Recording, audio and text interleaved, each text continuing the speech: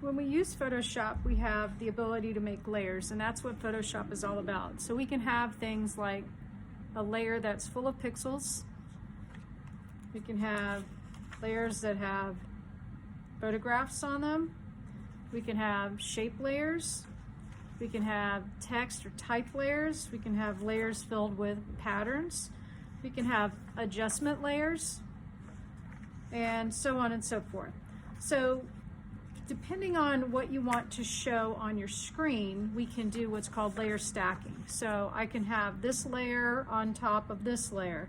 If I introduce something else that has transparency, and transparency is where there's something cut out, we can reveal whatever part of the image is shown below.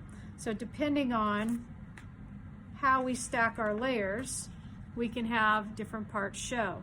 Now, if I take a solid layer and I put it on top, it basically hides, but I can change the stacking order. I can move this layer below here, and you can see that what's revealed. So this is the whole concept of how we deal with the different types of layers in Photoshop and layer stacking order.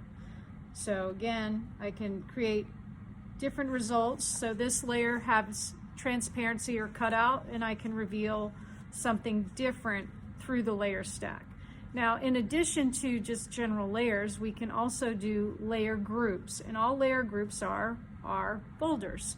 So I can take different layers, it doesn't matter, I'm just going to grab a couple, and I can put them into different folders.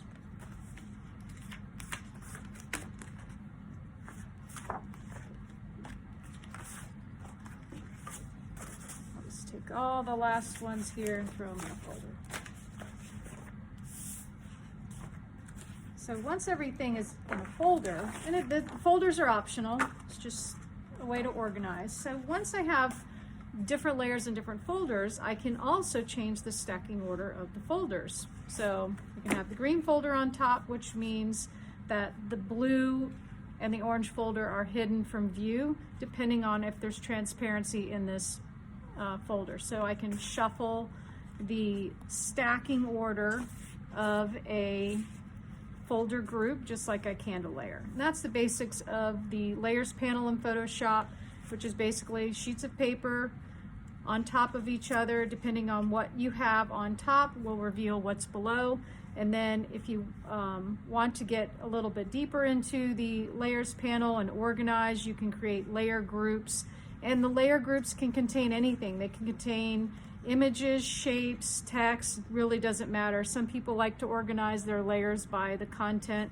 You can do that as well. So that's the basics of the layers panel in Photoshop.